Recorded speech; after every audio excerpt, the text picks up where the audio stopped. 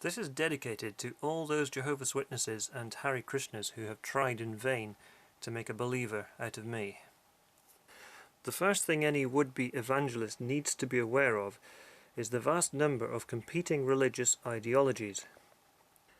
If something in particular has convinced them that one religion is the right one, then that would be a good place to start, but they must be aware that some people have higher levels of inbuilt skepticism than others.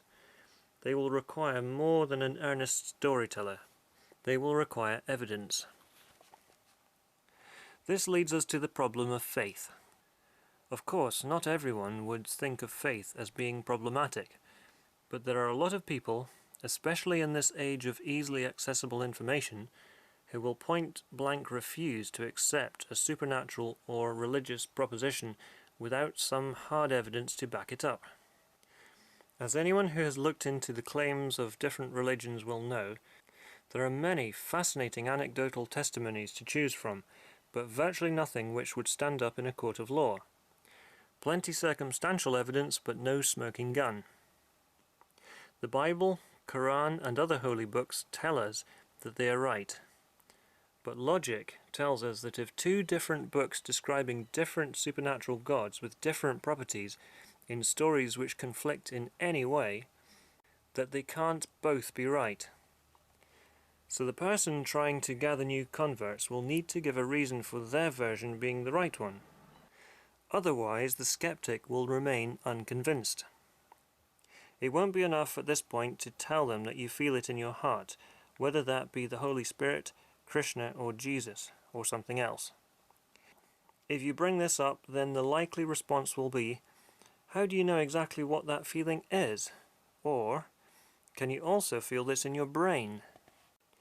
Now we need to address something which is often overlooked by the believer who is trying to convert the skeptic, and that is the deep-rooted assumption, some might call it knowing, that God is real and behind everything we can detect or infer with our five senses, not to mention our particularly personal sense of logic.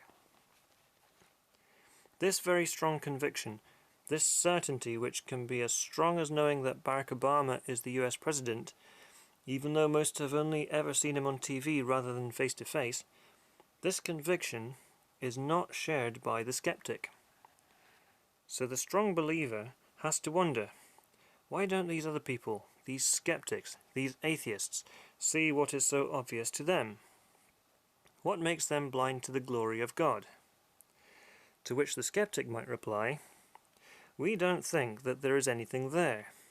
It seems to us that your God is imaginary, a construct, an apparition, perhaps even a hallucination.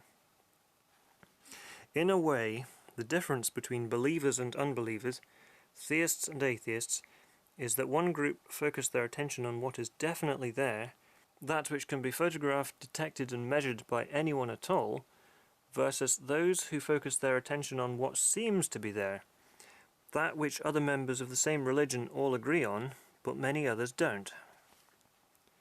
If different religious groups make contradictory claims about the nature of God and how the world came to be the way it is, then the person who genuinely doesn't know must carefully examine the claims being made, in order to figure out which, if any of them, are correct. So what do we know about the nature of God? Which of the claims being made are most plausible? If we assume, for the purposes of this line of inquiry, that there is a God, then most would agree that God is a creative entity which accounts for the existence of human beings and the world around us.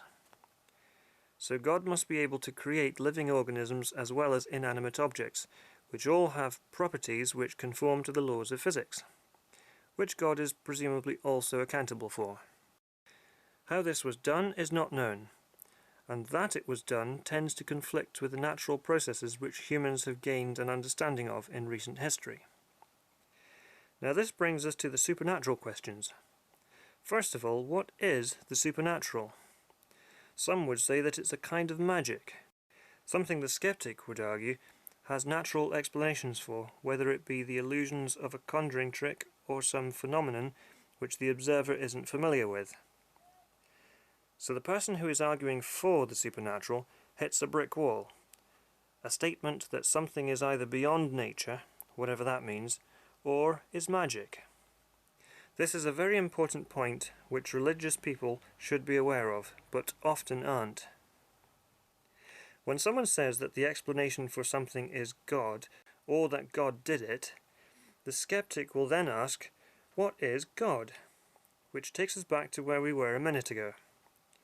In order to accept that God is real, we have to make several assumptions which are hard, if not impossible, to prove. Most skeptics won't accept magic as being anything other than trickery. So what if there is a natural God, an entity which has properties which could theoretically be measured? Could such an entity exist? As far as I'm aware, there is no evidence for such a God. I've been studying the natural world, the physical universe, on and off for many years, and while I used to think that there probably was a God, I keep finding alternative and better explanations for how things really work. None of them require anything supernatural. Of course there are gaps in our knowledge, gaps in our understanding, where the religiously minded are tempted to say, that's where a supernatural God comes in. It's the only logical explanation. Unless, of course, science makes a new discovery which, of course, provides a natural explanation which anyone can verify for themselves if they have the time and inclination to learn the background material which led to the new discovery being made. In my experience, many of those who are most vocal about their religion being correct haven't actually studied the science in any more than a very superficial way.